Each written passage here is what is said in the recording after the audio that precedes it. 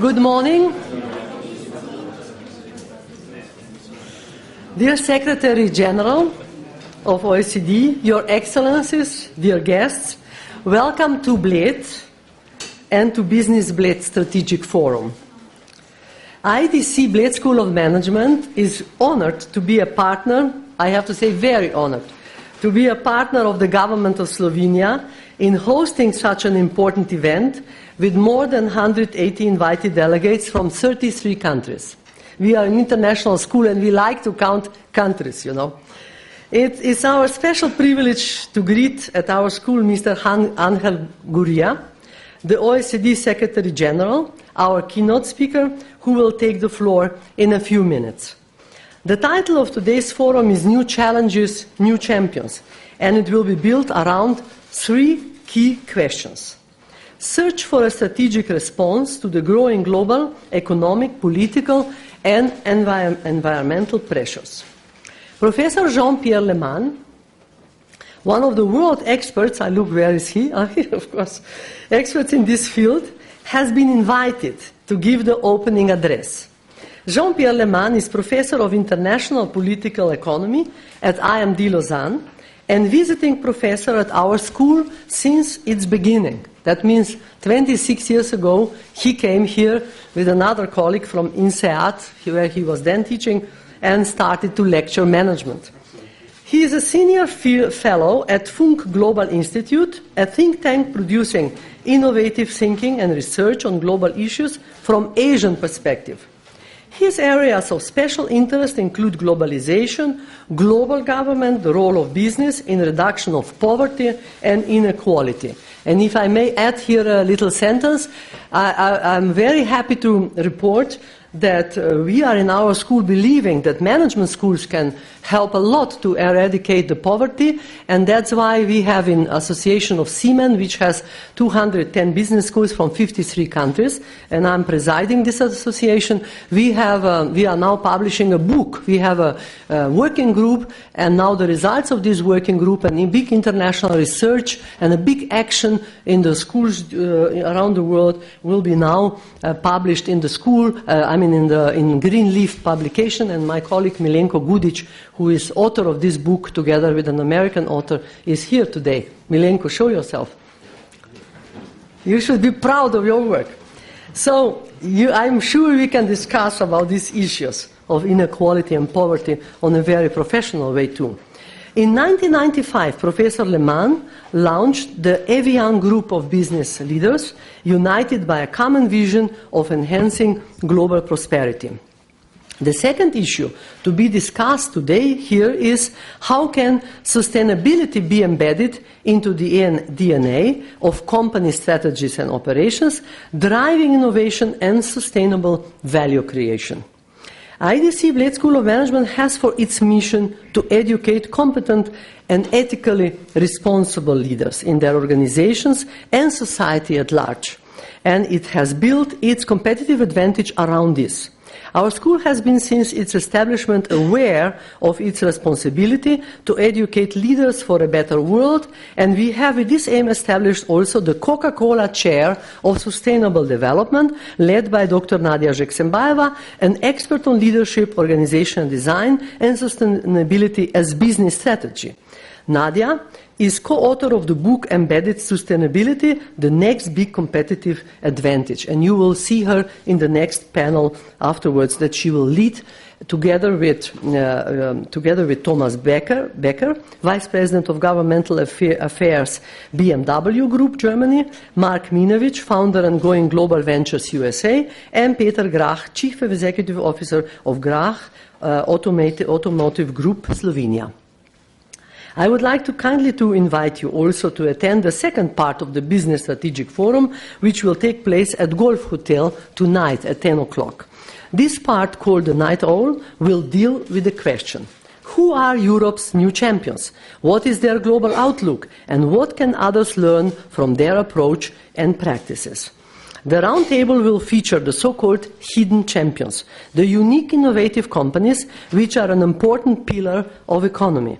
The concept was initially identified and studied by Professor Hermann Simon from Germany. With his research, identified the company with, and his research identified companies with following characteristics that are they can qualify for this category of hidden champions when they are top 3 in the global market or the number 1 on the continent, and if they have the revenue less than 1 billion euro, and they have low level of public awareness. That's why we call them hidden champions. They are usually business to business cooperating, usually very high tech, not always, but usually, and they are usually communicating, as I said already, business to business. And that's why the public is not aware of this, and our school in cooperation with Siemens made this big research.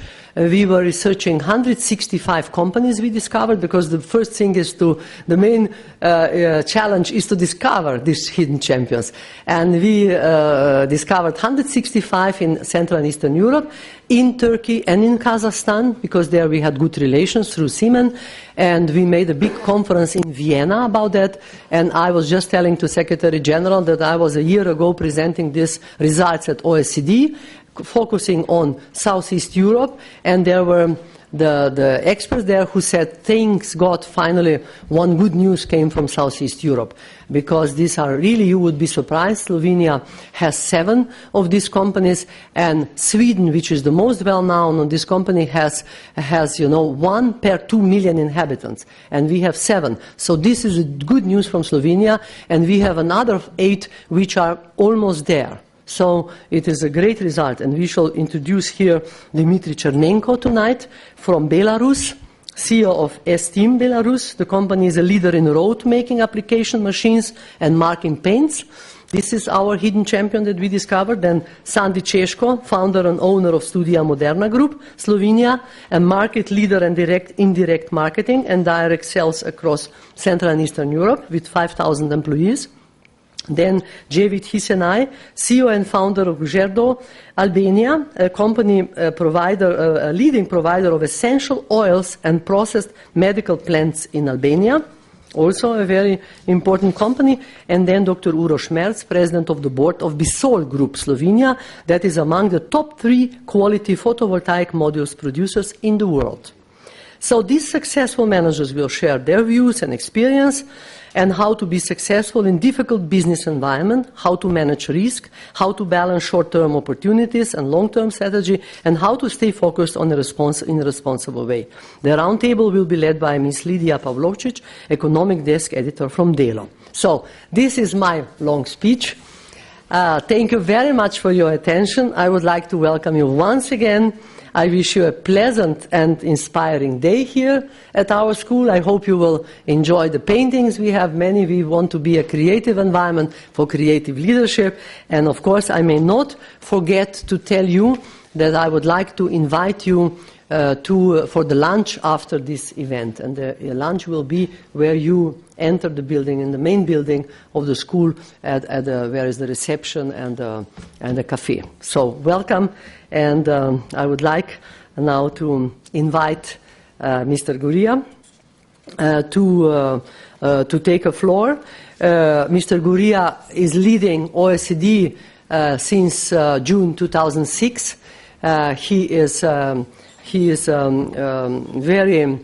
He made out of OECD a very important organization. Here I was reading that he made it a hub for global dialogue and debate on economic policy issues, with pursuing international modernization and reform. He is a Mexican national and came from the OECD following a distinguished career in public service in his country, including being a Minister of Foreign Affairs and Minister of Finance and Public Credit. and he holds a degree, bachelor degree in economics from UNAM, Mexico, and MA degree in economics from Leeds University. These schools we all cooperate with, and we are very proud to be able today to show something of this work to you, and I'm sure that everybody in this room is very much looking forward to your address. Thank you very much.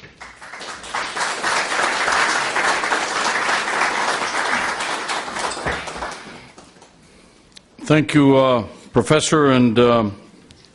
Lehmann, dear friends, ambassadors. It's a great pleasure to participate in this business strategic forum here in Lake Bled, one of the most beautiful parts of Slovenia. Although yesterday I also crossed Lake Bohinj, so that competes pretty well. The Bled School of Management is well known throughout Europe and beyond Europe itself. As you mentioned, connections in Africa, connections in Latin America, etc. And it's one of the main, really main nests for creative leadership and innovative management. It's an honor to be here, and thank you for the invitation. This is indeed an appropriate opportunity to share with you our perspective on the current economic outlook, as well as our views on the economic situation of Slovenia itself, and the key challenges that this country has to confront to achieve stronger, cleaner, and fairer growth. Now, we're still facing very difficult times when it comes to the world economy and the European economy in particular. We're going through the 5th year of the crisis, and it looks like the 6th year will be just as complicated. Policymakers have been left with a number of daunting legacies: weakened public finances, high debt, markets distrust, a new credit crunch, record unemployment, especially among the young, rising inequalities, and low growth. GDP growth across the OECD is forecast to slow to 1.6% in 2012. Before recovering to somewhat above 2% next year. Our latest employment outlook projects the unemployment rate to remain around 8% in the OECD area throughout the end of 2013. That means it's not going to come down too fast. Some 48 million people are still unemployed, and 15 million people 15 million jobs need to be created just to bring the employment ratio to where it was before the crisis. So these are the numbers. We have 15 million people unemployed more than they were before the crisis. So just to get there, and of course throughout the crisis we add to the needs because of course year in, year out you need to be creating new jobs. So the deficit just gets bigger. Gregor, you have those publications because I'd like to show our friends some of them.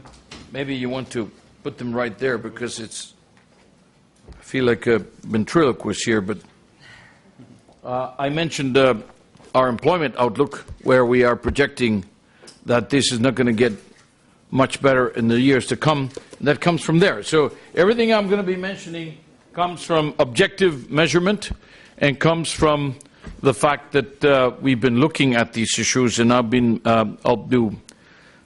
using some of these publications and some of these numbers to share with you. The crisis in the euro area remains the single biggest downside risk facing the global outlook. You probably read about Mr. Bernanke's speech in Jackson Hole a couple of days ago, where he said basically, we are more and more worried and more affected in the United States by the euro situation.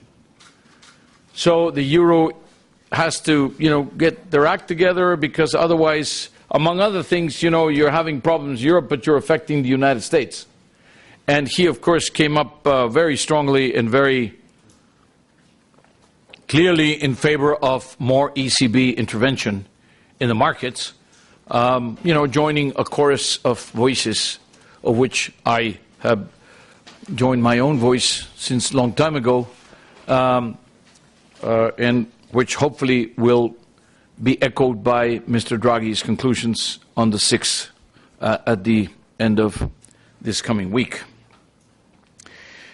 Now, sovereign yields remain unacceptably high for some countries. Yes, Italy, Spain, yes, but how about Slovenia? The difference may be that perhaps Slovenia and still having some homework to do with some of the structural measures, whereas Italy and Spain have, if not all of them, have gone a long way in terms of some of these structural changes that needed to be done. Now, the credit squeeze is intense. Demand across the euro area has weakened, so you have both a problem of supply, banks are tightening, and demand not coming through because of the uncertainty. Risk of contagion to the rest of the world remains high. I call it like the Ebola, That means by the time you realize you got it, you have to cut off an arm or something, otherwise you die the next day. It's pretty contagious. This is pretty bad stuff. This is something which you don't realize until you got it. And when you got it, as I said, it's very pernicious. And once you got it, you can't get rid of it simply by wishing it to go away. You really have to take very, very drastic decisions. Thus, restoring stability and rebalancing the euro area economy and strengthening its financial systems remain top priorities. Now, let me move to Slovenia, okay? Because we all read the newspapers and we all read the headlines about Europe and Mr. Draghi and Mr. Weidmann and Mr. Bernanke and all these things. And so I will stop the name dropping, and then I'll go back to the prolongation of this crisis has also affected Slovenia. Notwithstanding its important achievements throughout the past 2 decades, like building economic stability, making further progress in reducing inequalities, I have to say congratulations, you are the single most equal or less unequal country in the OECD. Now, one of the problems that we have in the world is why inequality keeps rising. We have documented inequality in this publication that we call Divided We Stand. Of course, this is a paraphrasing of the United We Stand, the gospel, the hymn. Inequality keeps rising. It's becoming a very big problem in the world. But you, in Slovenia, at least, that's a problem you don't have. It's a good consolation because you have some others that you share, but not that one. Now,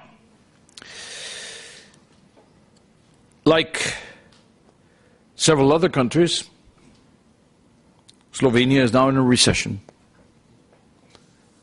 If you take 2009, you could say double dip, because of course you, like many other countries, you went into a recession in 2009, then some of them got out, and now we're back. Our latest economic outlook projects a GDP contraction of about 2% for 2012, and of around 0.4% for 2013 for Slovenia.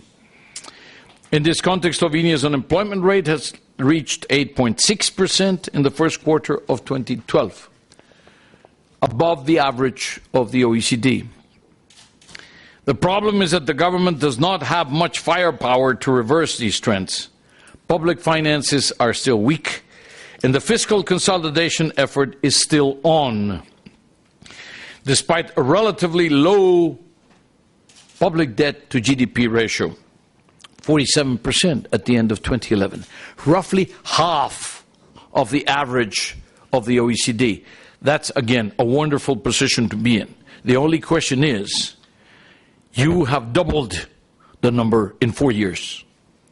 You were 25, you're reaching 50 in 4 years, okay?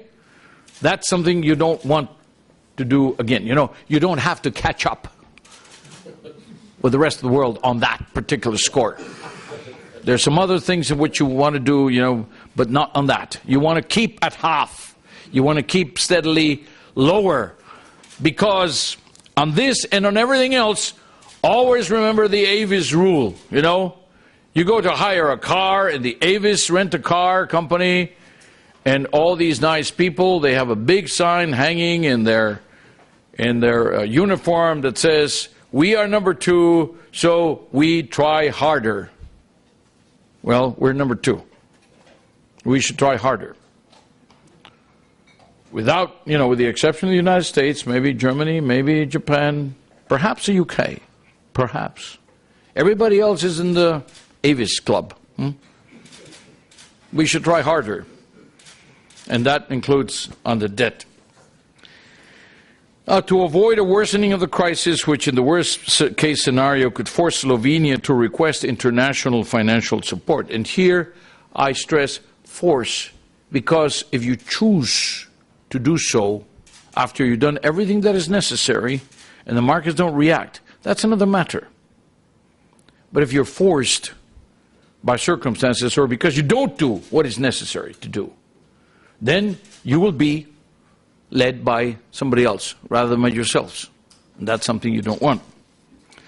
Now, if you don't want that to happen, decisive reforms need to be implemented urgently. Let me then go to very specific requests or recommendations that we think are necessary. First, there is still significant scope for measures to raise productivity and improve competitiveness. Cost competitiveness has deteriorated due to above productivity wage increases, including that very famous one of 23% increase in the minimum wage. It was at 2010, I think it was. So clearly, if you don't keep up with the productivity, with the wage increases, you will be losing competitiveness. Cost competitiveness has deteriorated due to these increases in the wage bill. A new social agreement introducing wage moderation could help Slovenia attract more investment and more jobs. Greater openness to foreign capital is crucial to boost foreign direct investment, to boost competitiveness and potential output. Second, as our review of Slovenia's innovation policy shows, this is the innovation policy review of Slovenia by the OECD. Boosting innovation capability can help raise the productivity and the competitiveness of Slovenian firms, move up the value chain and restructure the economy towards more knowledge-based activities. This calls for the reform of universities, public research organizations, as well as the streamlining of public policy and funding to increase the economic and social benefit from R&D. Third, there is a need to do more on green tax reform and advance on the removal of environmentally harmful subsidies. The tax burden should be shifted away from capital and labor, and the government should also consider increasing environmental taxes. This has a triple dividend. It helps the budget deficit, it strengthens incentives for environmental protection, but it also enhances economic efficiency, because there are opportunities in going green, and the first movers have the advantage. Fourth, Slovenia's labor market is rigid. It hampers economic adjustment. Therefore, labor market dualism should be addressed by reducing what is today the second highest level of employment protection in the OECD. You have that silver medal. You probably didn't know. Now, not only do you have this second highest level of employment protection in the OECD, clearly you have to make that more flexible and at the same time invest in people's skills and education. This is a paradox, because we have these high levels of protection which we have put on the books over the years because we want to protect labor, okay? Protect the workers. What we're doing now, after a number of years, is that we are protecting the ones that are inside the system already. But we're making the wall so high, so thick, so impregnable. We're leaving all the others outside, asking for a job, perhaps taking informal jobs without the necessary social protection. Who are the ones outside? The young. No coincidence. Okay? And what do you get when you have slow growth, high unemployment, especially with the young, and growing inequalities? Well, you get Tahrir Square. You get the Arab Spring. You get Los Indignados in the Plaza del Sol. You get Occupy Tel Aviv, Occupy Toronto, Occupy Rome, Occupy Wall Street, Occupy everything, you know. Not a coincidence, again, you know. Nothing happens out of the blue. You know, they all has a good reason. Now, fifth, Slovenia has one of the least sustainable pension systems in the OECD, stemming from a combination of very significant pension generosity and also rapid population aging. The two things are acting like a pincer movement. Pension expenditure is projected to increase by around 7 percentage points of GDP. To reverse the trend, the effective retirement age should be increased. Net replacement rates should be reduced. Who do you think are the most generous pension systems in the world? Or were? Would you believe Greece, Portugal, Spain, Italy, Slovenia? Oh. They are the ones that are now being tested in terms of their sustainability. No coincidence. Again, you know, no coincidence. Nothing happens by chance. This has to be addressed. This is a very critical issue in terms of the public finances of this country. You're not alone, but that's not consolation. Still, it has to be addressed. Sixth, consumers and businesses need a healthy banking sector. Despite repeated recapitalizations, the state-controlled banks in Slovenia still appear too thinly capitalized to both absorb losses and continue to finance the economy. Yes, because let's remember, banks, of course, have to avoid going bankrupt. But, lo and behold, they also have to lend. Let's remember, they also have to lend. And now we're so preoccupied in trying to save them from going bankrupt. But if they don't lend, no surprise, the mechanism is not working, and then the economy is sluggish, and we try to understand why it's sluggish. Well, because the banks are not lending. Simple as that. Urgent action is required to improve the bank's equity positions. An orderly deleveraging of banks in the corporate sector is key to restoring sound growth. Here we are completely schizophrenic. We say, leverage, capitalize the banks. The bank should be prudent. The bank should be careful. The bank should deleverage, meaning, have less debt on the books. Companies should deleverage. And then we're saying, and why are the banks not lending? We're telling them to deleverage, aren't we? We're telling them to capitalize in a time when it's more difficult than ever before to raise capital in the markets. So this is a bit of I have to say again, you are in very great company, because this is a paradox all over the world. And we still have not really addressed and solved this problem. But we're trying to over-regulate the banks. We were under-regulating the banks. Now we're trying to over-regulate the banks. And we're trying to have them capitalized. And we're saying, if they're not capitalized through the markets, let the governments capitalize them. But we're saying to the governments, please keep your deficits low. So,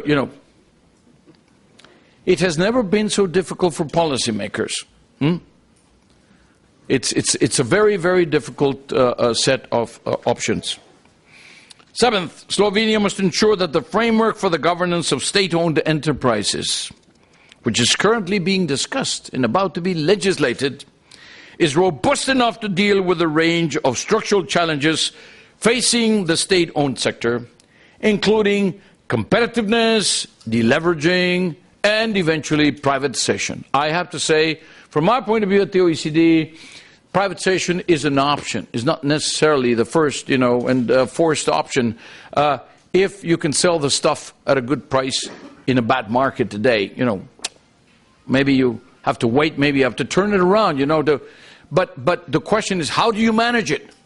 Is this going to be working in a market rather than having special advantages or taking the losses or thinking that because it's a state-owned enterprise, it's okay if it has losses? No, it's not, because the losses accrued to the public budget in any case, okay? So, I'm not saying the governments typically, manage state-owned enterprises badly as against the private sector. That's not what I'm saying. All I'm saying is, if everybody sticks to their role, then the outcome will be better. Here, perhaps, recent history, experience in the case of Slovenia, explains why the state still has such a heavy hand in the functioning of the economy. But I have to say, if you really want to make a big leap forward in terms of competitiveness and modernity, that's something that, of course, has to be addressed. Now, the consistency, predictability, transparency in the governance of state-owned enterprises, very good division between what the executive does and what Parliament does. Yes, full accountability. Yes, full transparency. But management day-to-day, that has to be left to the executives. You cannot be consulting with Parliament every step of the way when you are taking day-to-day decisions, because that leads to paralysis. And you are all experts in management here. That doesn't, the board of directors, the shareholders, they have a shareholders meeting once a year, and they have board of directors every month, but they can't be sitting there telling the chief executive what to do all the time, because that's not good management. Now, finally, the adoption of a so-called golden fiscal rule can help restore long-term fiscal sustainability. Now, of course, a golden rule, I don't know why they call it golden, it's simply a tool. There's nothing golden about it. It ensures that there's going to be a fiscal discipline. And then I get this question, all this morning I spent answering questions from the media saying, do you think it should be a law or it should be in the Constitution? I say, well, what do you do with laws in this country except comply with them, And do you think that because it's a law you're not going to comply with it?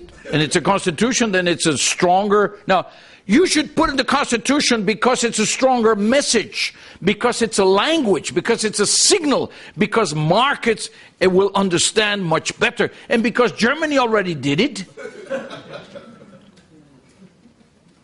and because Italy already did it, and because Spain already did it, and because the British have an Office of Budgetary Responsibility breathing down their necks, and because the Swedes already did it and have a fiscal council breathing down their necks, So, why shouldn't Slovenia do it?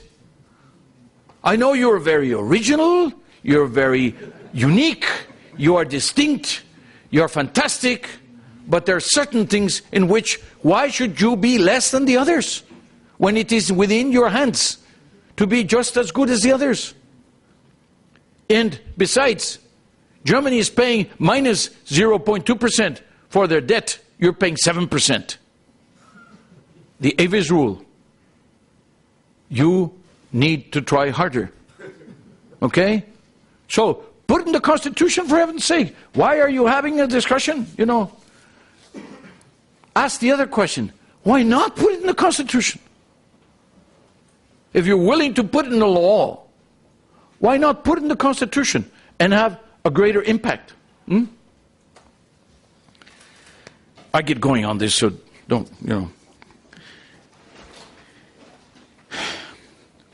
Adopting a fiscal rule, this is something that Gregor wrote. He's Slovenian, so he should know.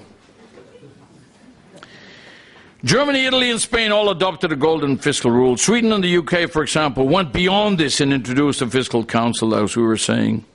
Yes, adopting a fiscal rule is a strong message of confidence to the world, an important signal that the country is serious, decisive, concrete about capping its debt. Slovenia should deliver this message now. Well done, Gregor. Now, to ensure the implementation and success of all these reforms, Slovenia needs two critically important elements: an efficient public administration and a proven capacity to generate political consensus. We delivered, of course, this one called OECD Public Governance Review: Slovenia Towards a Strategic and Efficient State. And more recently, the public sector salary system in Slovenia. I have to say this caught the fancy of the Prime Minister right away. He said, "Bill, I'll take this one home," you know, just... Now, in these turbulent times, many countries are taking bold decisions and implementing extraordinary transformations. The countries that cannot promote swift changes because of inefficient public services or because there is a lack of consensus are falling behind. You can have very good excuses, but still, it's not going to count on the asset side of the balance sheet. Good excuses go on the liability side. It's only the decisions and the policy making that goes on the asset side of the balance sheet. The Slovenian government and its parliament have a big responsibility in making reform happen. But the necessary transformations also need to come from the private sector. There are two areas in which entrepreneurs like you can make a big difference: innovation and green growth. Let me conclude with a few comments on these new sources of growth. Innovation has become crucial for the long-term competitiveness of European companies. But companies should not only invest in R&D. Investments are also crucial in intangible or knowledge-based assets. Brand, design, organizational capital, business models, and of course, the contribution by the governments in terms of making it possible to get the right framework. Smart companies know that when they invest in intangibles, they can better capture value from global trade and global value chains. We in the OECD are moving from analyzing trade flows to analyzing flows in value-added terms. I think that's going to produce a revolution in the way we look at things and in the way we appreciate the importance of knowledge-based and who gets the benefits of what, rather than simply, looking at imports and exports at nominal value today. European companies will increasingly need to rely on complementary non-production functions to create value. A large part of the future growth in European business is expected to come from so-called manu services, which involves combining advanced manufacturing with a range of different services, including design, development, marketing, warranties, after-sales care, etc. And then, of course, comes the human factor. Innovation crucially depends on people, on their knowledge, their creativity, their skills. A better educated workforce is critical to moving up the global value chain.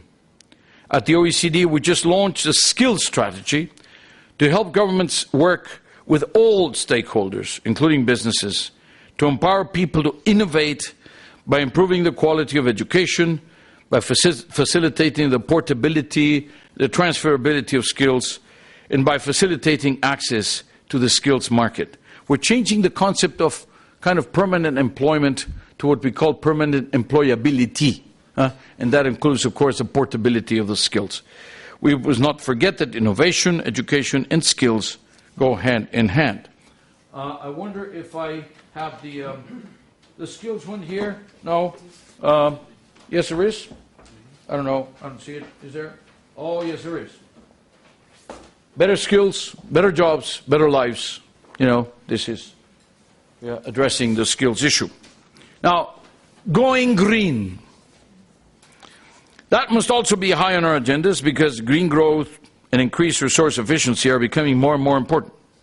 Not only because we are on a collision course with nature. Today, we are in a collision course with nature.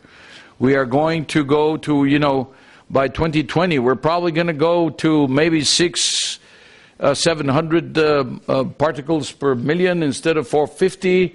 And then it's going to take longer and more expensive to come down to the path where we only have warming of 2 degrees rather than 3 or 4 or 5 degrees, which would be the business as usual in which we are today if we don't correct. So, again, this notion of being in a collision course with nature. Nature can be enormous, can be brutal, can be, tremendous if tampered with, and we are tampering with it. But also because there's growing demand and there's growing cost of energy due to increasing population growth, industrialization. So companies should innovate through new products, processes, technologies to decouple growth from environmental pressures, and to do this at the least possible cost. Now, green innovation is not only about technology and products. Better management practices, integrated strategies, green business models are also essential. Introducing organizational innovations, such as environmental accounting, can improve environmental performance and complement technological innovations. Green business models can generate solid business cases and good green jobs. Now, people tell me, Guria, for heaven's sake, give me black jobs, brown jobs, striped jobs, checkered jobs, any kind of jobs. It doesn't matter. You're saying green jobs. That's a luxury we can't afford. Wrong. Wrong, wrong. Because the decisions we take today about the world we're going to be working with tomorrow, especially in the energy field, the environmental field, are going to color the next generation. So it's about an intergenerational responsibility. It's not a question of today. It's a question of tomorrow, tomorrow, tomorrow. No. We delivered our environmental performance reviews for Slovenia, 2012, takes account of all these concerns also. This is about the euro area in general. We delivered that in March. Still long shelf life. The issues are still there, I can assure you. And this is going for growth. This is medium and long-term stuff. Structural measures. We said go structural, go social, go green. This is our conclusion. And here is a country by country, blow by blow. And of course, there is a particular chapter about Slovenia, which basically says that, should reduce state involvement in the economy. But it's interesting because the format says recommendations of last year. It says actions taken. Well, in some it says not much has been done. Ease employment protection legislation. Raise the statutory retirement age and reduce disincentives to work at older ages. Improve tertiary education outcomes. Reform wage bargaining. There's always 5 recommendations per country. So, you're in good company here. Now, ladies and gentlemen, friends, a crisis is a fertile ground for change. This is the moment to take decisions, avoid inertia, build anew, and prepare for the future. The ones that take the tough decisions now are going to be stronger after the crisis. Europe's future champions that are governments or businesses, are those who have taken or will take the action now. Slovenia must achieve the necessary consensus to implement much needed structural reforms, while businesses must also urgently embark on innovative and sustainable approaches. Let me conclude with the words of a traditional Slovenian saying, Rana ura, slata ura. Early hour, golden hour. That means the sooner the better. That means more or less no time to lose. So you can turn this crisis into a new beginning for Slovenia. The OECD stands ready to help you design, promote, and implement better policies for better lives. Thank you.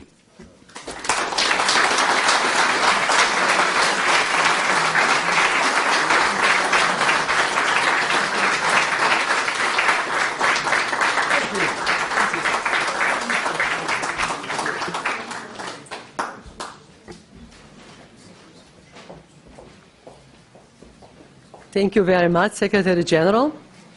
I would like to ask you, are you ready for one or two questions, perhaps, from the public? So, if anybody would like to have a floor. You stay here so you can protect me. Yes, with pleasure. Comments, questions, or violent objections? The young guy, the president. My name is Žiga Valpotić, and I know, Honorable Secretary General, that you are addressing managers, but you were speaking about us, young people, and about our future, which is, as it looks like in Slovenia, quite frightening. I just don't get it, because reading the newspaper yesterday, the titles from the minister were OECD is confirming our way of solving the problems. And listening you now, to put it in very undiplomatic way, you kicked our ass pretty well. I, as a young people, will say thank you for that, but it looks like that our politicians simply don't get it. My question to you is what the young people of Slovenia can do, and a short request for you is be patient with us and kick us in the future if we will do the mistakes. It's about our future. It's about a future of young people in Slovenia. Thank you. Thank you very much. I'm going to be addressing the network of ideas at lunch today. So I understand that mostly it's about young people and about young entrepreneurs, etc. And I have to say, I don't know what and which minister said what, but I can tell you that I met the Prime Minister, I met the Foreign Minister, I met the Economic Development Minister, I met the Governor of Central Bank. None of them were complacent. None of them thought that they had it done. And certainly none of them said that, you know, we've done everything that you've recommended. First, because Slovenia is not in the business of doing what the OECD says. We are your advisor. We work with you, but we work for you. And you take the ultimate decisions. What we bring to you are the options. What we bring to you are the examples of who did what about which item and what challenge, where, and whether it worked or not. And yes, we propose how we can make it happen, and how some solutions seem more appropriate for Slovenia than others.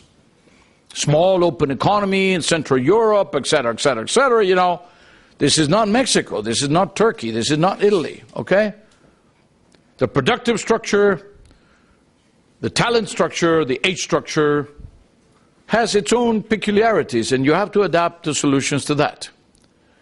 So we don't go around kicking any part of the body of anybody around. We serve our members. But this is the way we serve our members. Nothing that I have read a moment ago has not been said to the authorities. Many times, actually, in many other cases. And to the past government, and to the past government, which is the same as this government, you know. So it's not a question of being critical or coming here to tell you what to do. The Slovenians know what to do with Slovenia better. The only question is, there are constraints that have to do with time. There are constraints that have to do with timing. There are constraints that have to do with the markets. There are constraints that have to do with the fact that, if anything, the mood out there is getting ugly. Not for Slovenia, but for everybody, okay? The threshold of tolerance has been lowered considerably.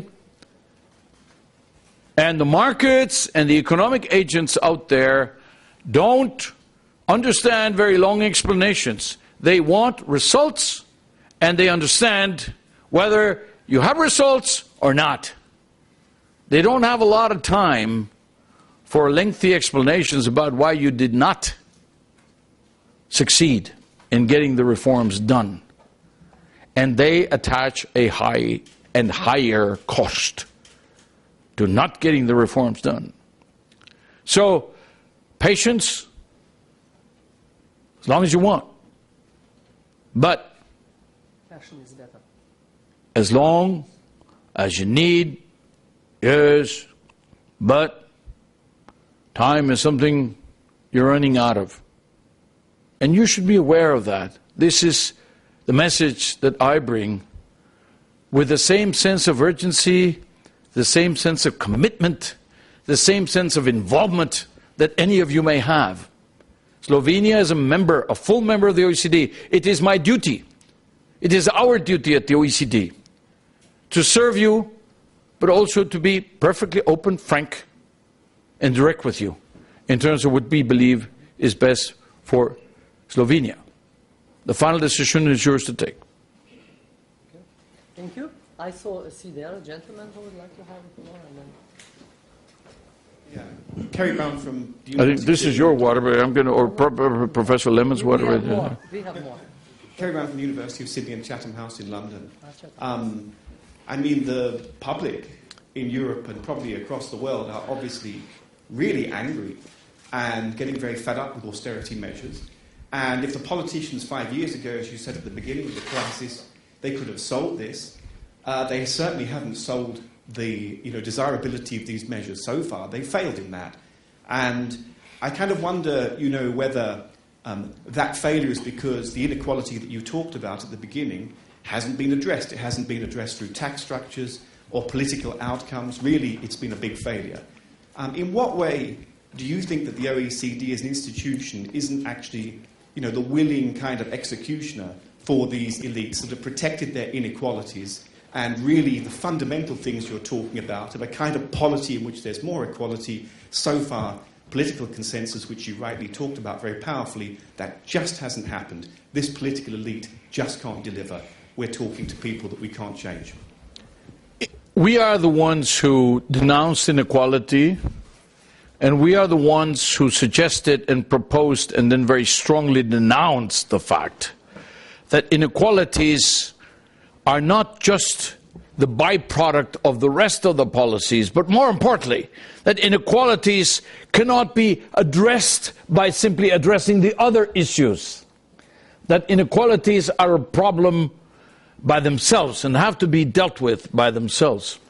Just like unemployment of the youth is not going to be solved by, waiting for growth to happen. Even in tight budgets, you need specific allocations in order to deal with these issues. In the case of inequalities, most of the inequalities stem from the labor market.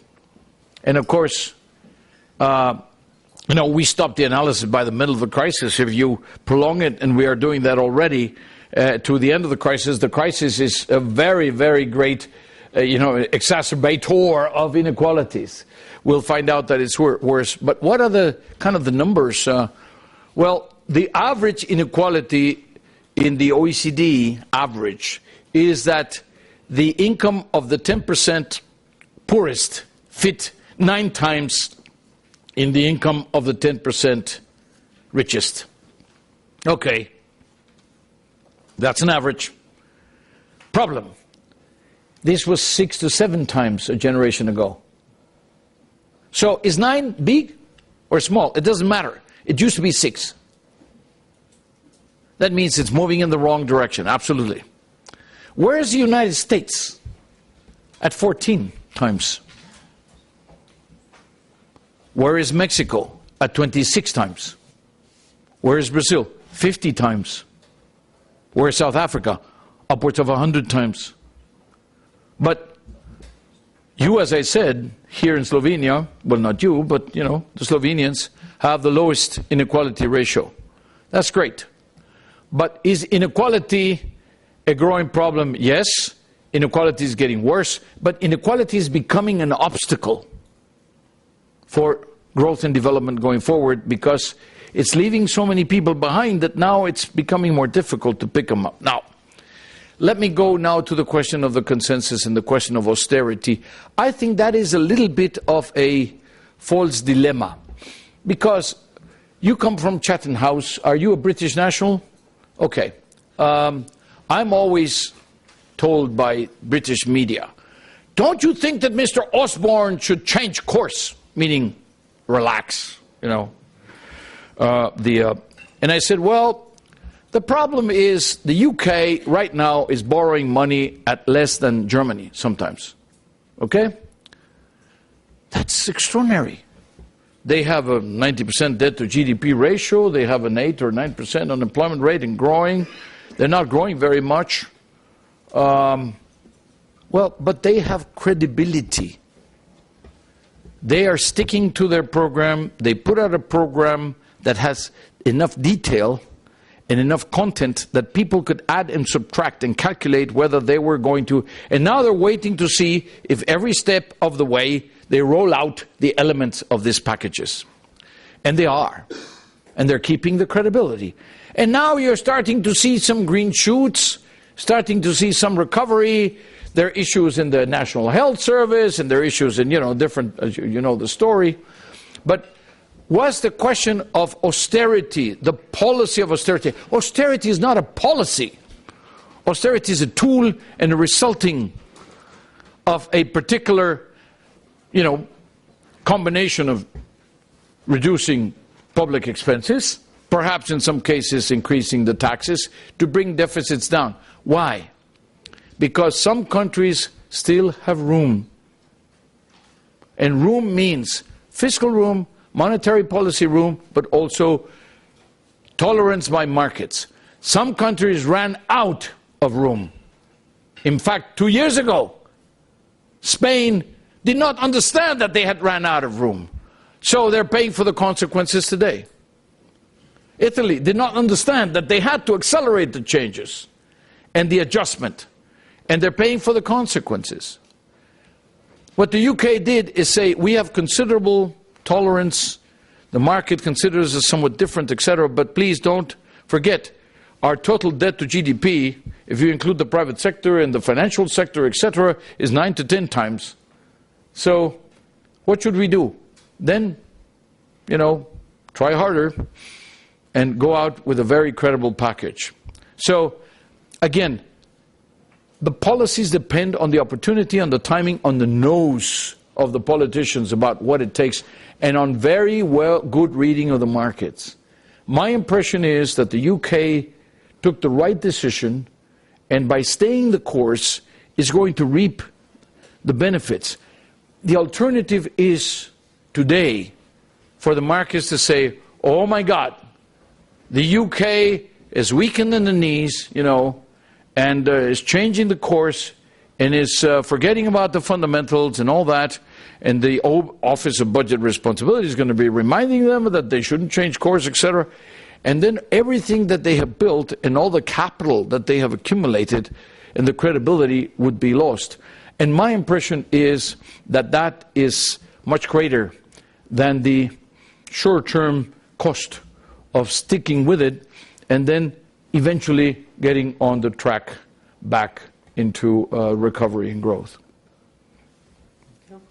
I think that we don't have any more the time for the third and the fourth question, although I see them there. I took too long to answer. I'm sorry about that. Yes. But if you promise to answer short, we can give Good. more. I promise. Okay, thank you. So, the gentleman there behind, you had the floor. Yes. I think Madame here. Yes. Yeah. Please. Short question for short answer. Thank you very much. Yes, it works. Mine is in addition to the discussion. You talked about the grim outlook, grim statistics. My name is Makle Wanyiligyo. I'm the ambassador of Rwanda to Slovenia, based in the Netherlands. My country, to borrow your analogy, has been adding more to the asset side in good policy and zero excuses on the wrong side, on the liability side. And from our policies, although we haven't used your EBIS model, we have tried to work hard to ensure that we grow the economy, which has been growing up to this year 8.8%. And it's one of the 6 fastest growing economies in the continent of Africa and one of the 10 fastest growing economies in the world. The grim statistics that you say in Europe, I think that Europe needs to step a little bit and look outward and look out of the box and maybe stop marinating a little bit in the crisis pot.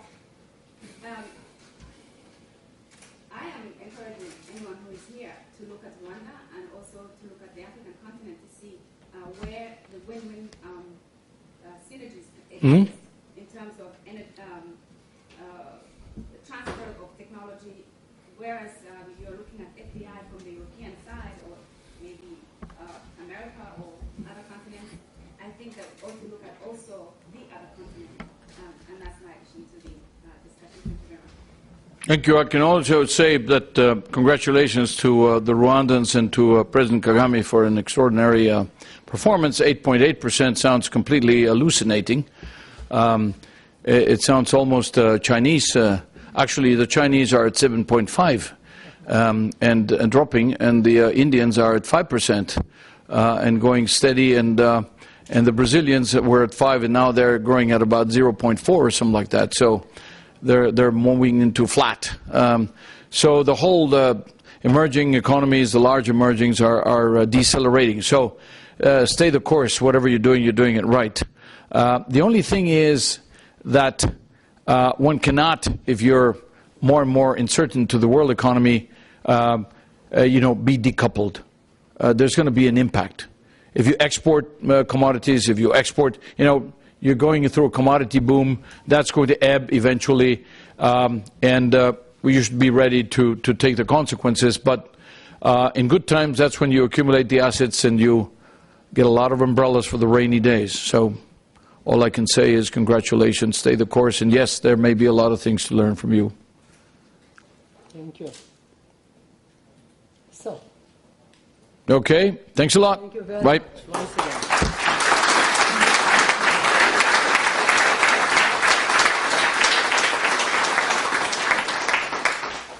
Thank you once again, and I would like to invite to take the floor our dear Professor Jean-Pierre Leman. Please.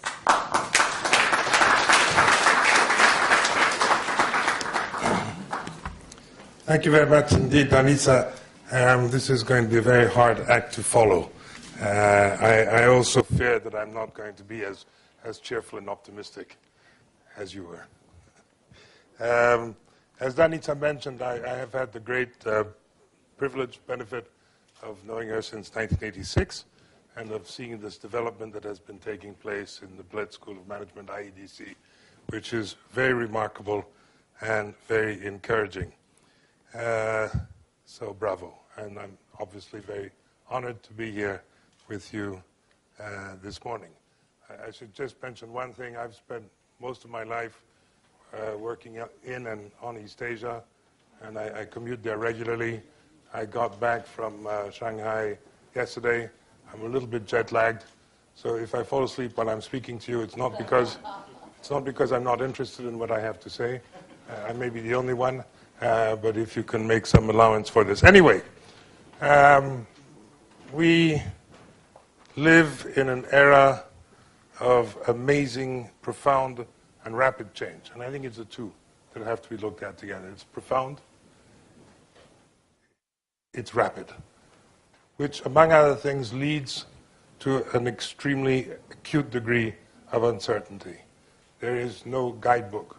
We have never been where we are now. Among other things, China, which was a formidable force in the world economy until the early 18th century, has been marginalized for the last 200 years. China was not part of the scene. And now it's re-emerged, and we don't really know what the direction China will take. The Chinese don't really know. So we live in an era of immense suspense, uncertainty, and where nothing is particularly clear. Just consider, for example, we're now entering ending the first half of the first quarter of the 21st century, 2012. And in terms of having a sense of where we may be going, let's look back to where we were in 2000, only 12 years ago. Would you believe Wikipedia did not exist? The iPad, the iPhone, Facebook had not been heard of at all. Any social media. The mobile phone was seen as a gadget for the rich, hence we spoke about the digital divide. Remember how we used to speak about the digital divide? We don't speak about the digital divide anymore. Why? because the division's not there. The telephone has penetrated absolutely amazingly. More people have mobile telephones than have toilets. It's something, I think, the consequences of which, you spoke about Tahrir Square. I can tell you, for example, that in China, it's very, very interesting the way that the government is really not absolutely certain how to respond to the blogosphere. So a friend of mine was telling me, for example, that you know, if the media, they're controlled, but the blogosphere is not controlled. So the consequences, social, etc., of these digitalization of society, and of course also the issues that you talk about, inequality, for example, can be also captured, in a sense, through these amazing means of communication. Anyway, going back to 2000, a cloud was something in the sky that inspired poets or concerned meteorologists. Now we talk about a cloud, we mean something, of course, completely different. In 2000, the Washington Consensus prevailed. We were absolutely certain. And I think that's probably one of the dangers, one of the reasons that we're in the mess we are right now, is we thought we knew. You know, the Washington Consensus was a dogma that needed to be applied. It was also believed that globalization would generate growth, which in turn would lift all boats. Of course, as we now know, some boats have been lifted more than others. Emerging economies in 2000 were still reeling from the financial crises. We had Thailand, Indonesia, Korea, Russia, Turkey, Brazil, and Argentina, and it was nudge, nudge, the emerging are submerging. There was also the belief that financial crises was something associated with emerging economies, couldn't happen here. In 2000, China was not yet a member of the WTO and was still a marginal trade power. I joined IMD in 1997. 1998, I went to Brazil to give a series of presentations on China and globalization. I remember I arrived in Sao Paulo and I went to give my talk, and the chairman of the talk I was giving said, yes, Jean-Pierre's here to talk about China and globalization, subjects which for us are very remote. Now it's impossible to go to Sao Paulo without in the first 5 minutes somebody, what's happening in China? What are you know, this growth that's going down? Because our growth, I mean, it's if the China's commodity boom, demand goes up. But one of the things also that's quite fascinating, and this, of course, that China affects the economies the world over, Africa. It's impossible to take 2 steps in Africa without coming across a Chinese who's building a road or selling merchandise or whatever. But there's no knowledge base. Yeah, this is one of the things that I find when I go to Latin America, but also Africa. They say they're there, they're doing that, but we don't know them. You know, so this is part of this globalization has not yet generated a sense of global knowledge. If we come back to 2000, Al-Qaeda was not heard of, or at least it may have been heard of by the FBI, but they forgot to tell the CIA or vice versa. So it was definitely not part of the landscape. With the implosion of the Soviet Empire, the US was deemed the world's all-powerful hegemon. This was 2000, was before 2001, and more notably perhaps before 2003.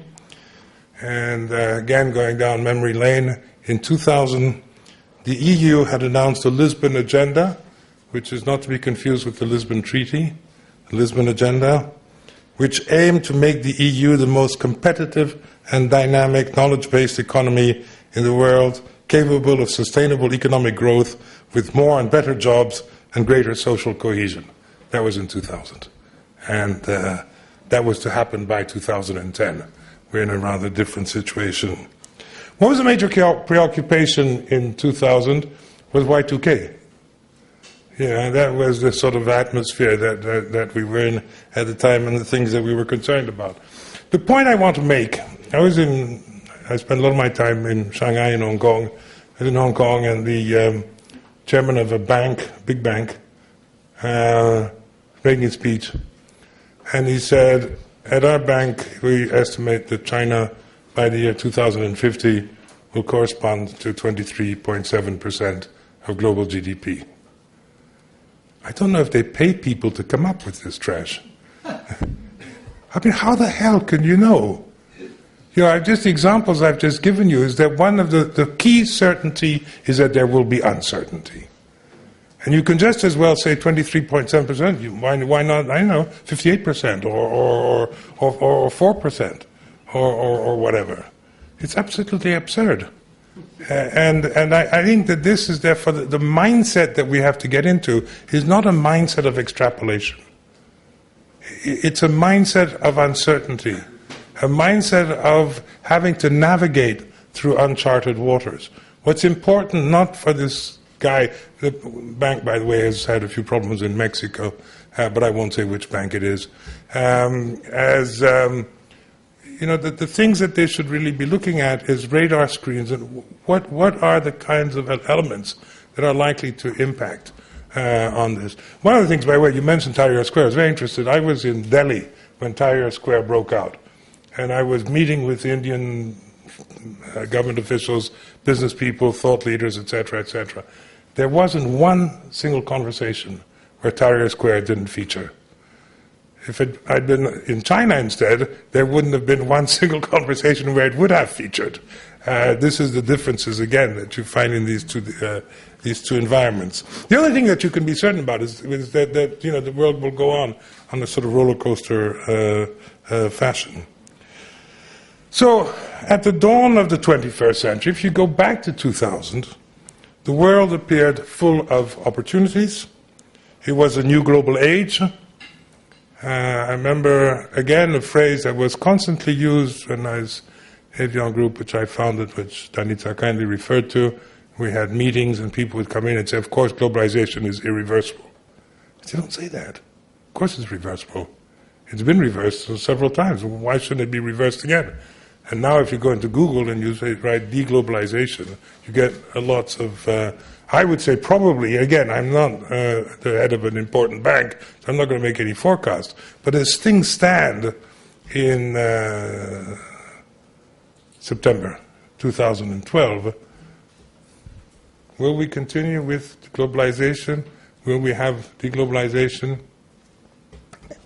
Will we have, one of the assumptions also the peace dividend, the area that I've just come from, I've probably heard the Japanese and the Chinese are not exactly on the friendliest of terms, nor the Chinese with the Filipinos, Vietnamese, etc., etc. So, one of the things that I, among other things, say is that we have to take into consideration one of the mistakes that business schools make is that we don't look at geopolitics.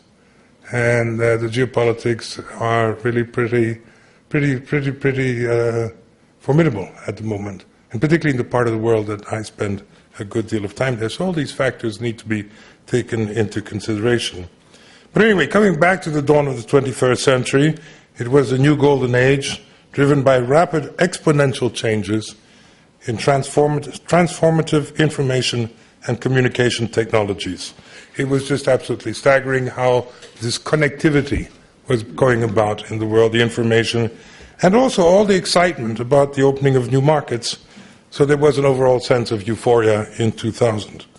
A dozen years later, the panorama is depressing and chaotic, with looming economic, environmental, social, and geopolitical threats, many of which have been mentioned by Angel Gurria. So what went wrong? Say in Spanish, ¿qué pasó? I don't know how to say that in Slovenian. But there's a quotation I'm quite fond of, which is by the former president of Brazil, Lula, who said, how will we explain to the next generation that we had so much and we did so little? Because, as I say, it's all doom and gloom now, and I'm not going to try and suggest that it's not justified. But you go back to 2000, there were these new technologies. There were these new markets coming out. There were these fantastic opportunities. How the hell did we manage to mess it up? So much. So big time. So, as Secretary General of the OECD said, the world is in crisis. And I think also I'm echoing his remarks. We keep talking about the financial crisis, but the crisis is not financial. That's relatively small beer. That can be helped. Or rather, finance is a symptom of the crisis, not the cause.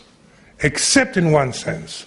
And this is something which the institute I work in Hong Kong, the Fung Global Institute, we're practically paranoid about, is that we got into a situation where finance was on top and the real economy on tap. And what needs to be done is to reverse, so the real economy, and you were talking about, for example, financing for jobs, for innovation and all the rest of it. A lot of what's taking place now is finance for finance. It's not dealing with the real economy.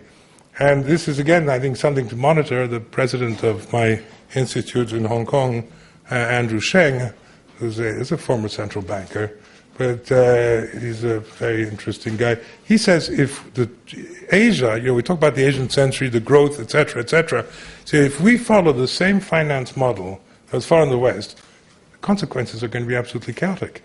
We've got to get back into a situation like there prevailed, and I think like most of the economic theory had, that finance is there, as you've said, to lend, not playing around.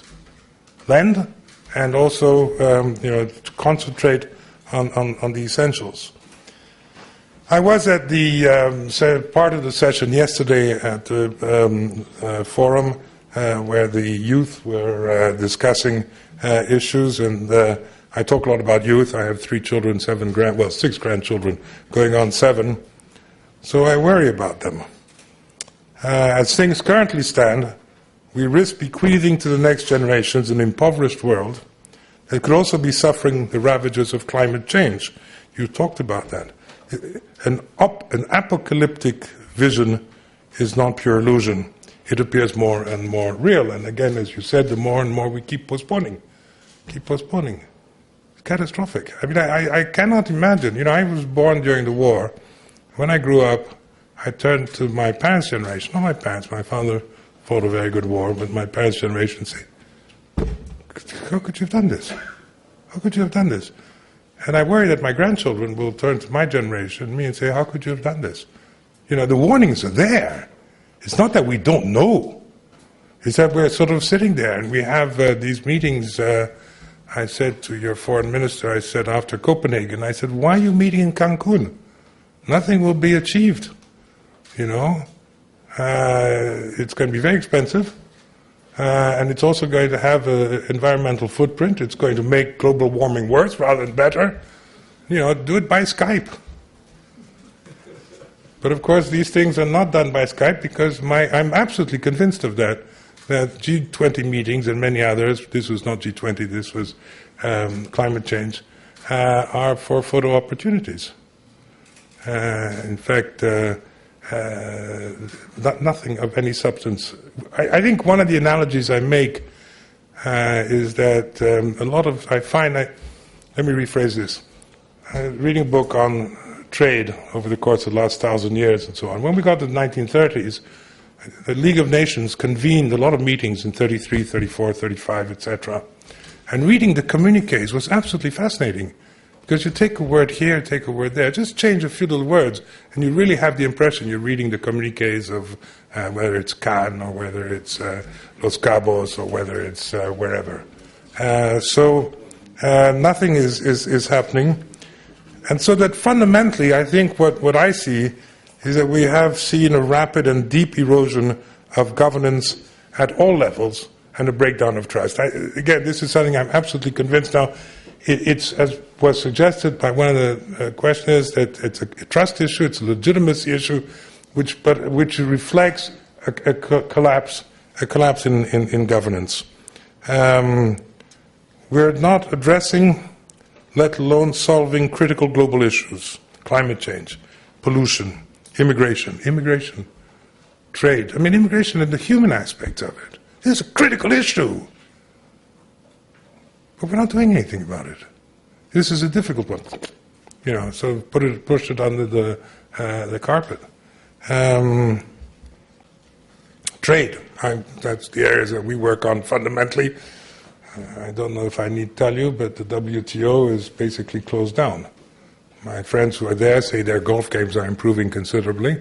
They have nothing to do. Finance, security. All of the global governance institutions are in paralysis. The G20, the WTO, the IMF, the World Bank, the UN, etc., etc. So, parallel to this breakdown in governance, we see, as I said, a big growth in the trust deficit.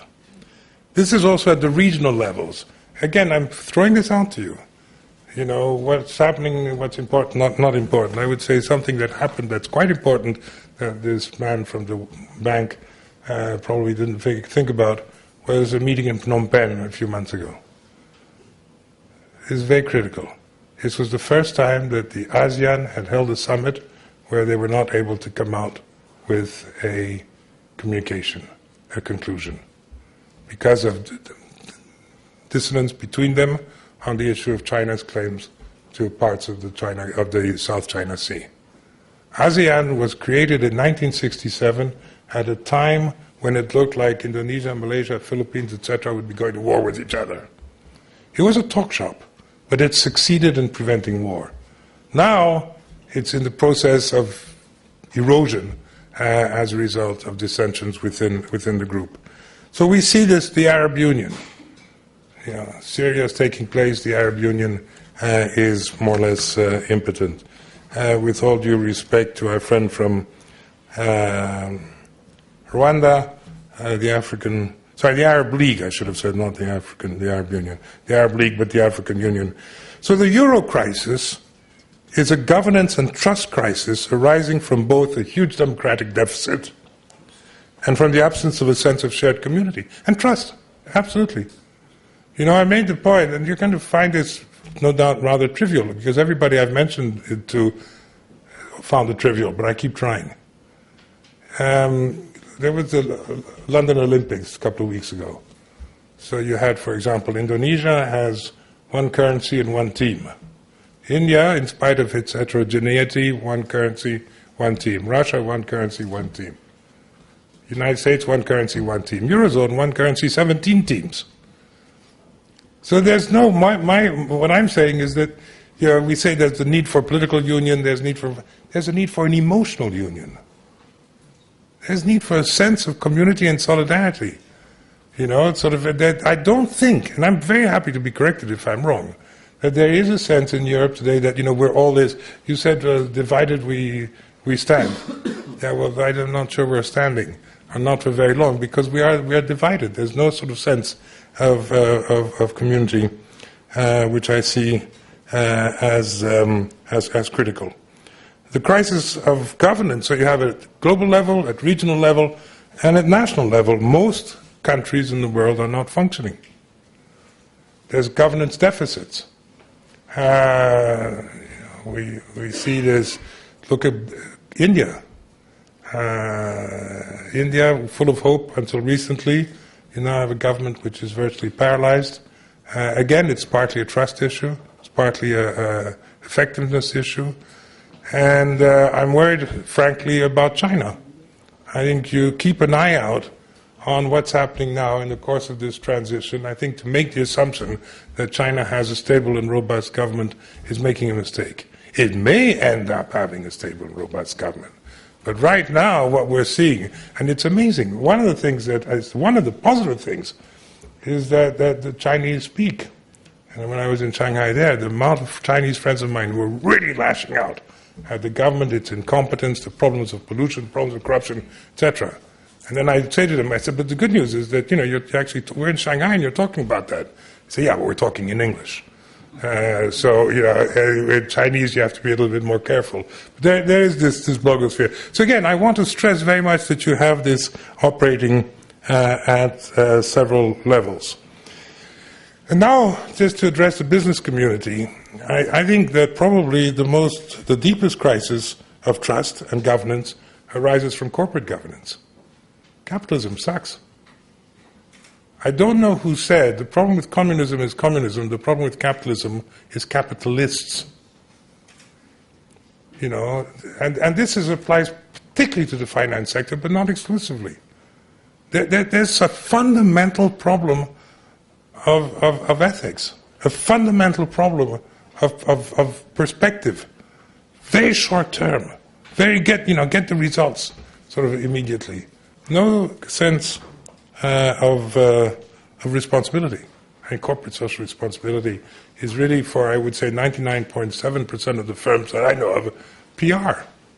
You don't believe what you're saying.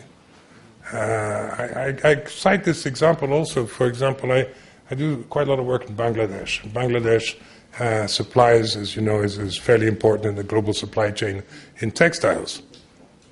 And one of the things that the Bangladeshi producers tell me is quite interesting. They say, you know, we supply for well-known companies, and they send their compliance officer. And they send the compliance officer and they say, you must not hire children. You must do this, that, and the other thing. You must maternity leave, da, da, da, da, da, da. Okay. 2 weeks later, we get the procurement office. You got to knock off 50% of this, and they're not talking to each other. There's a fundamental problem of corporate governance. And I think one of the things is that, you know, in business schools, you believe in yourselves, business schools, but the world doesn't believe in you. There's the corporate world, with some exceptions, has lost its moral compass. But I think it's not just a question of morality in the sense of altruism. Does anybody in the corporate world think where are we going to be in the next couple of generations? One of the things I say to my MBAs and others that come, I say, you know, you may be managers, but you're also parents, for heaven's sake. You know, so we need a revolution. We need a revolution. I think one of the things that's most shocking is the blithe lack of concern for the next generations. The point was being made yesterday. My father died 26 years ago, but he could be quite convinced that he was bequeathing to me, his son, a better world than the one he had inherited. I don't think that this is going to be the case when I die, which I hope is not too soon. Or maybe it should be, rather than having to listen to all the complaints that are going to be justifiably directed. So, as I said, a lot of the problem is short-termism, moral and economic myopia. Business schools have a responsibility in this. Too much emphasis given on material ends, growth, responsibility, etc. Bled School of Management is an exception. I have to say, and this is close quarters, my school, IMD, we have no social agenda, we have no environmental agenda. We will if we respond to demands, but there's, you know, in the meantime, there's nothing there. There's too much emphasis on growth and on prosperity, not enough on social development, not enough on welfare, not enough. I ask my students 3 things when I leave them. I say, I have 3 questions for you. You're here because you want to be successful. How are you going to measure success? How are you going to measure success? How are you going to say, when you reach my venerable age, well, you know, this is what I've accomplished or failed to accomplish in life? And one of the things which I think we should be looking at much more, and I know Arnold does, and Danica, is that I consider wealth to include the novels that I've read, the philosophical books that I read, the community with nature. This morning, it was pouring with rain. I stood there for a good 10, 15 minutes, just gaping out. And I said to Arnold that there should be a Bled symphony. And my wife told me it wouldn't sell in France because I'm bled in French. It's a sort of derogatory word for a sort of one-horse town. But these are the things that somehow or other we have to capture in terms of, you know, and questions are being asked. People like Michael Sandel, the limits of markets, and what is justice and so on, saying, you know, what fundamentally matters in terms of judging success. The second question I ask is, you know, how do you develop a global mindset? Because I think one of the things that we're seeing now is that we're not creating a global village. It's being destroyed. And this is part of this trust business. You know, I remember when I joined IMD, it was very shortly after Samuel Huntington had written his book on Clash of Civilizations. And I had a Nigerian student of mine who says, what worries me is that this may be a self-fulfilling prophecy.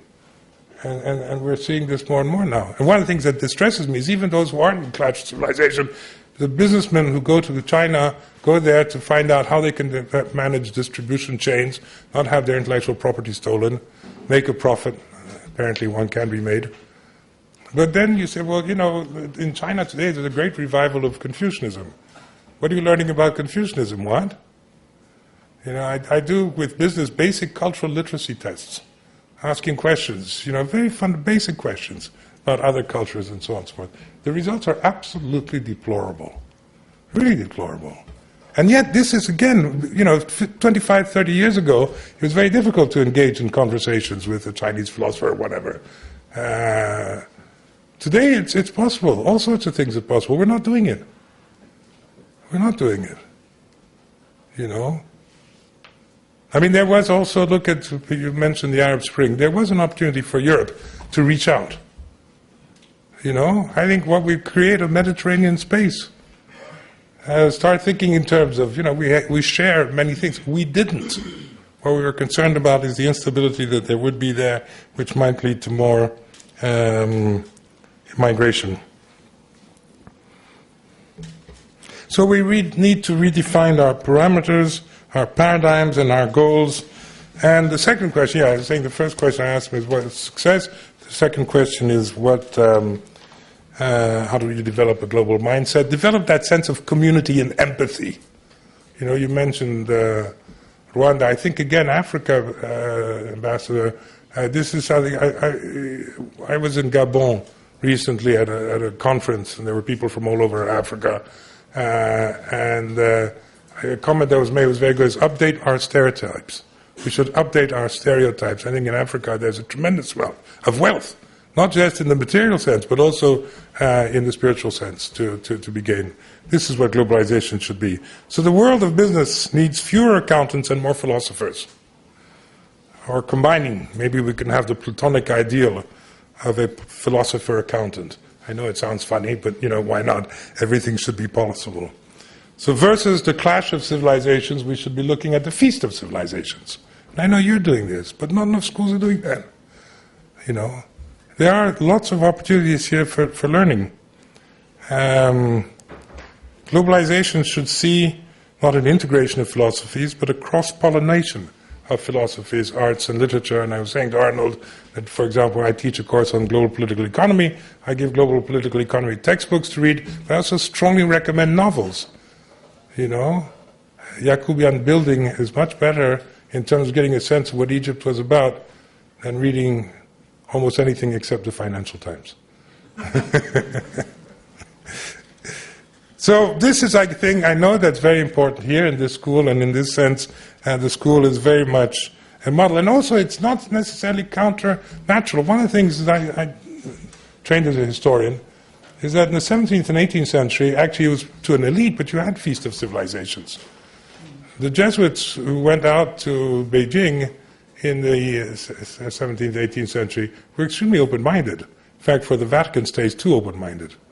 They got dissolved. But they said, Confucianism and Christianity actually can go very well together. And there was much more this sort of exploration, whereas now we, as I say, rely much more on stereotypes. So we need a revolution, we need a renaissance, we need another enlightenment, and I think if we don't get another enlightenment, then we may get a dark age, in which our children and grandchildren will suffer considerable deprivations. I'm working with a friend of mine on a book which we have entitled, Why Do We Hate Our Children So Much? And I'm saying each of us should ask that question in our daily activities and in the strategies we deploy. There is time, but as Anne had said, it is rapidly running out. The new champions facing the new challenges will be those who think and act for the well-being of the new generation. So just to summarize, the challenges and the threats are economic depression, climate change, social upheaval, armed conflict, and these are real. The opportunities, again, I think I very much agree, technology innovation. One of the things that's fantastic is we're seeing, for example, Friday I was at IMD, we had a session with Carrefour, and they're saying that the most innovative of their sort of techniques in retailing in Europe are in Poland. They're not in France, they're not in Belgium. And partly, I think, when we see, for example, again, in Africa, I work a lot with African entrepreneurs, there's a leapfrog effect. So, M-Pesa in Kenya, and so on and so forth. It's because, there are these opportunities. It's also much cheaper. These are things which I agree really, really, really should be provide every support that we can to innovation technologies, to entrepreneurs, including a lot of interesting social entrepreneurs. But social entrepreneurs sometimes gives the impression you're basically a Mother Teresa. The people I'm thinking about are making money, but at the same time in a socially useful way. you may know of, there's a fantastic guy from Ghana called Bright Simmons, who's developed a product called M-Pedigree. And basically what, a lot of people in Africa are killed because of fake medicine. So what he does is it's a very simple device. You have your telephone, you put it on the, what do you call these things? The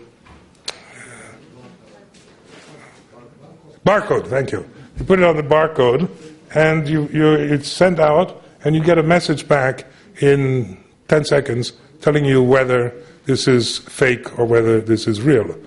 And this is something, given the fact that now hundreds of millions of people have mobile telephones, that's actually saving lives. These are the kinds of things that are very, very, very, very, very, very, very interesting. We also, I think, have to engage much more with civil society. And this is one of the things that I find, by the way, encouraging, and I kind of end on an encouraging note, is that I would say the MBAs that I'm teaching are much, much, much, much more looking to do something, not just to do well, but to do good, for something sort of meaningful. They're not going to give up money because they have their loans to repay, and they have their partners' expectations to meet, and so on. But nevertheless, I think that there is a bit of a change that is taking place, and that this should be encouraged. And that, again, comment I was making yesterday, I think this is a time, for example, at IMD, and I shouldn't be criticizing my institution, please don't tell anybody, but we put a lot of emphasis on what we call action learning, action learning, action learning. I was talking to my colleagues, and I said, have you given any, what about some thinking learning? And I think that this is something, this is a period, time is running out, but we also have to pause and think, and think, and think, and think seriously, and perhaps, for that we have to go to sources like the OECD, reports, but also others, philosophers, etc., and not think that all of knowledge could necessarily come out of Twitter. Thank you.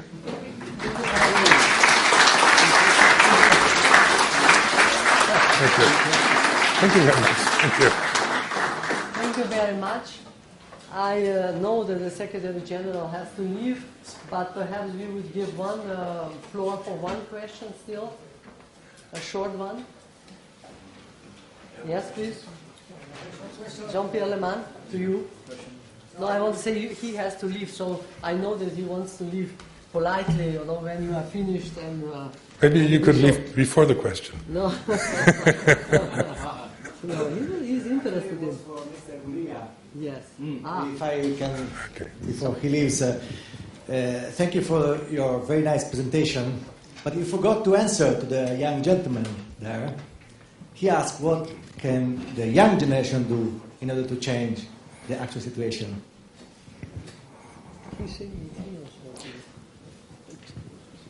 The young generation is today as responsible and as aware and as active, and probably bears greater role in what's going on today, because young generation, made it look like they were a bunch of teenagers. We're all adults now.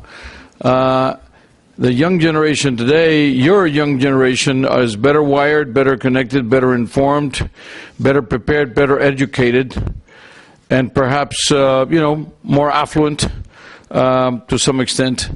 But at the same time, is being faced today with two challenges. One is, we in the past generation told you that if you stayed 1 year more, 2 more years more, 3 more years in university, if you went to the master's degree or the PhD, whatever, the market will reward you, okay? And the problem now is we have this challenge that is not only not rewarding you, your diplomas, can only help you to cover from the rain or something like that. It's just so we do have a problem of the danger of a frustrated generation. In France, they're talking about a lost generation. I refuse to talk about a lost generation because I think generations don't get lost. But there's a gaspillage, there's a waste of talent, there's waste of opportunities, there's waste of the possibility of using the talent, of using the education, of using the energy, using the vibrancy, using the bravura and the courage and the boldness to move forward.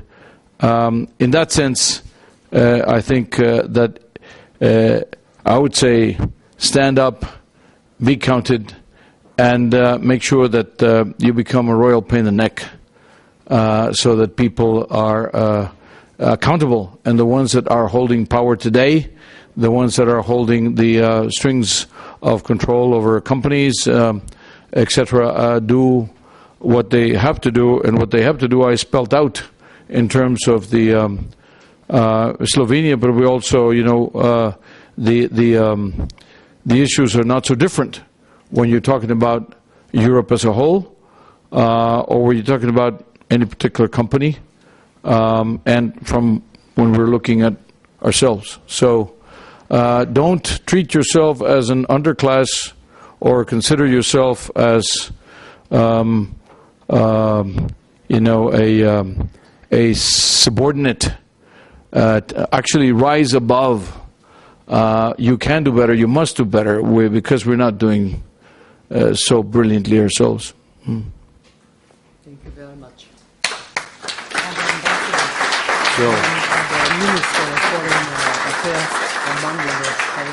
Very good, very good. The Minister from Bangladesh.